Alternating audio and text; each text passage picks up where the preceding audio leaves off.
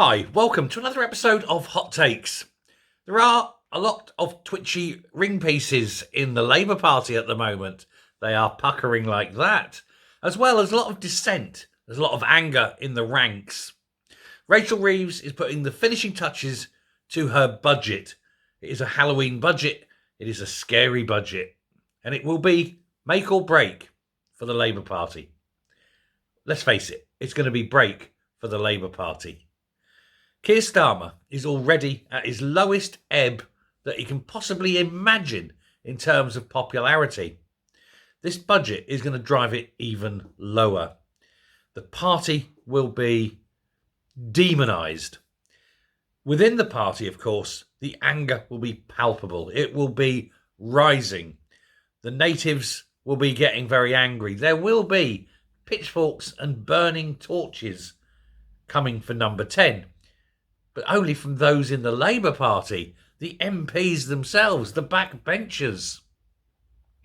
Because this is supposed to be the budget that will hurl the Labour Party into the stratosphere and give them 10 years of wonderful party growth.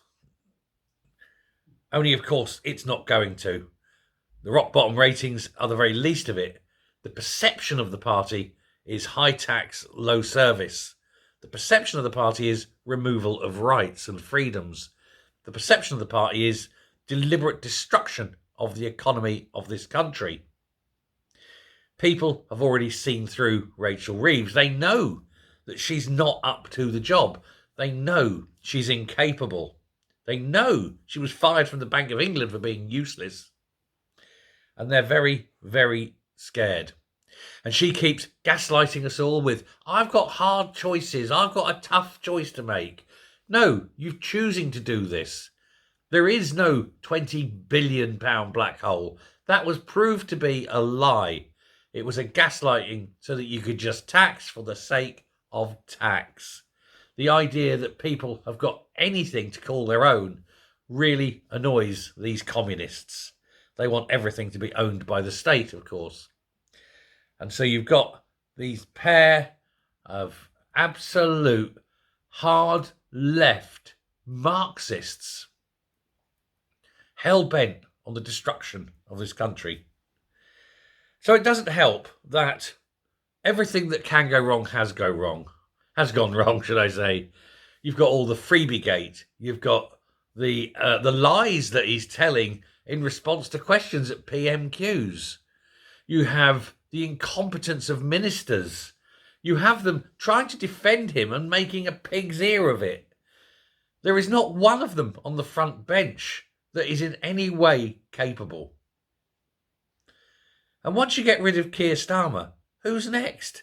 You'll have Angela Rayner for a short time. God help us. But then the votes will come in and someone will emerge. But look at the talent pool. There isn't one.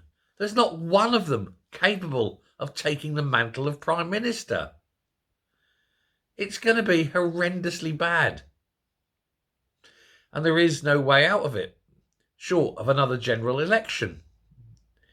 Now, Starmer himself, already on the way out. This budget will be the final nail in his weird coffin. But it might not only be his nail going in. It may be Rachel Reeves' final nail as well. It's going to be such a catastrophe. £40 billion of taxes and cuts and nothing to show for it. And all they've done since taking power is take. They've given nothing. And they tried yesterday to try and spin, oh, look, we're putting the pensions up £431. No, you're not. That's the triple lock. That's the Tories' triple lock that you haven't managed to get rid of yet.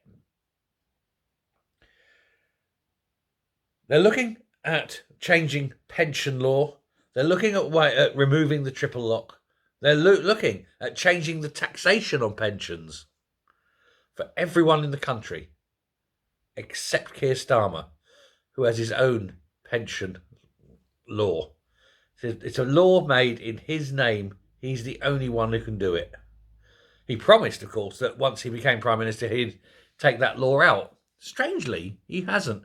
And strangely, he's still pumping money into it every week, boosting his pension way above the maximum because he's allowed to, because of that one special law. It's good enough for him. It's just the rest of us have to be poor. But everything that's going to happen now is totally self-defeating. But within the cabinet, of course, you've got anger, and it is there. We know letters have been sent in, signed by some very senior people. Angela Rayner has signed it. And, she is sitting, waiting. She loathes Keir Starmer. It's well known that those two hate each other. And there's just no way she's going to let an opportunity like this pass. She's waiting and picking her time. And he will not even know what's hit him when it happens. It will be over.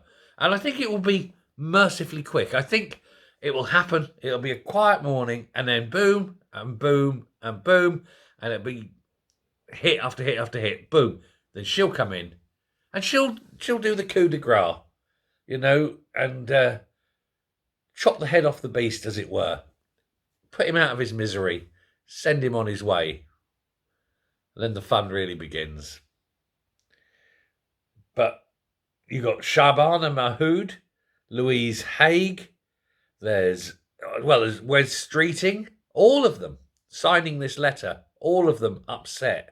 Now, when you're getting your cabinet colleagues signing letters to say they don't like what you're doing as Prime Minister, you know you're in trouble. They treat the backbenchers with contempt, but you can't treat the cabinet with contempt. Well, I mean, you can, but you won't last long.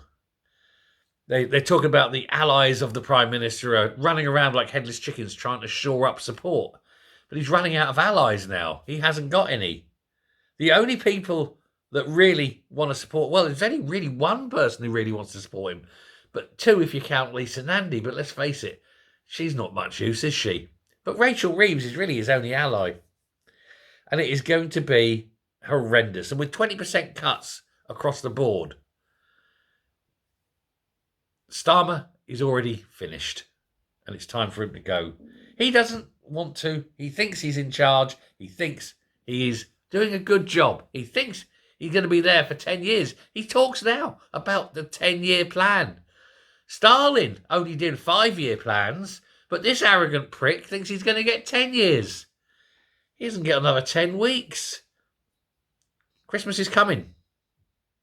And this particular turkey is already basting itself. Thanks very much. Take care. Speak to you soon. Goodbye.